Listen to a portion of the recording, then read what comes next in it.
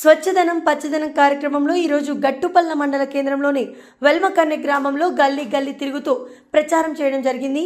ఈ కార్యక్రమంలో పాల్గొన్నారు జెడ్పీహెచ్ఎస్ స్కూల్ పిల్లలు, టీచర్లు మరియు హెచ్ఎం చైర్మన్, అంగన్వాడీ టీచర్లు, మహిళా సంఘం అధ్యక్షులు, మహిళలు, ఆశా వర్కర్లు, గ్రామ సెక్రటరీ, మాజీ సర్పంచ్, మాజీ ఎంపీటీసీ, మాజీ ఉప సర్పంచ్, మాజీ వార్డు మెంబర్లు, గ్రామ ప్రజలు ఈ కార్యక్రమంలో పాల్గొనడం జరిగింది.